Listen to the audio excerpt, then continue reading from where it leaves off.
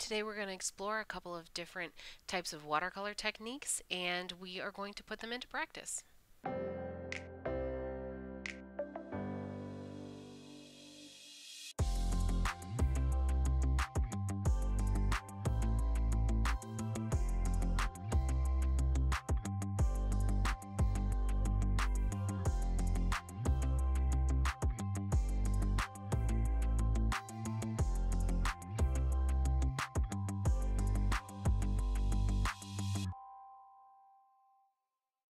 We're going to be working on some 90-pound paper with this because we're going to make portfolios out of them. So you'll start with a 90-pound paper and we're just going to fold it in half. And you're going to want to make sure you write your name on the inside of the portfolio so that it is not showing on your artwork. First, we're going to start out with some rubber cement, for lack of a better term. It has a rubbery consistency. We're just going to drizzle that on there. No need to brush it on or anything like that. You don't have to make any specific patterns right now. We are just looking for something pretty organic where you just want to create a lot of crossover in your swirls or whatever you end up creating. And you want to get a good coating on there. Once you're finished, it's going to take about 10 minutes for that to dry. You definitely don't want to get started on anything else until it's perfectly dry, so just keep that in mind. Once it's dry, we're going to start with the wet on wet technique. So you're going to start with a thin layer of water on top, very thin, and then we're going to start to add pigment. Notice that one of the most important things in this case is I'm not using just one color from the watercolors palette. I'm creating a little bit more dimension just by adding a bunch of color in there. And so there are a couple ways you can do this. You can dab it in, you can let it bleed into other colors, or you can brush it together. Now's a good time to note how the rubber cement is resisting the paint, so it's going to leave behind a really cool effect that's going to add to the rest of the different effects that we're trying out here. Next, we're going to practice the saran wrap technique. You're going to start out exactly the same way that you did with the wet on wet technique. The only difference is we're going to place some saran wrap on top and we're going to let it dry. We're not going to take the saran wrap off until the piece has dried, and then it's going to leave behind this really cool texture. Next, we're going to go ahead and try the dry brush method. I'm going to show you a couple of different ways. This first one, my brush is just a little bit damp, but I'm still getting that dry brush look at the end of the swipes. You want to have a relatively dry brush and then just add the mostly pigment on it.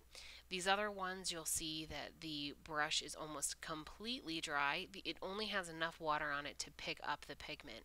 But other than that, you can pick up the pigment and then dab it on a paper towel and then brush it, and you'll get these really cool strokes at the end of it that really kind of are indicative of the dry brush technique. Next, we're going to do one of my favorites, which is we're going to use salt.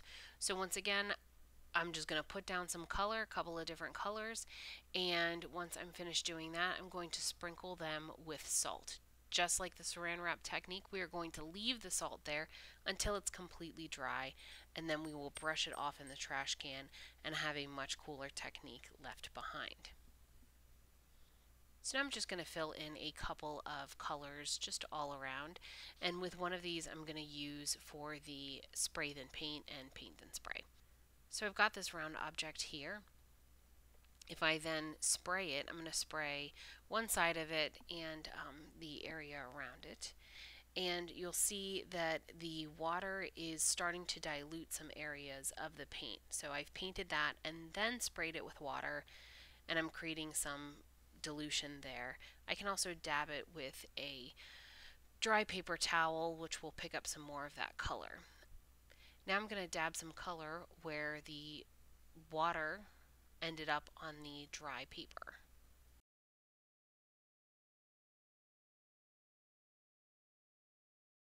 After filling in some more space, I'm going to go ahead and put some dots of color around and spray them with the same clean water, just to kind of get a little bit more of that same texture from the spray then paint.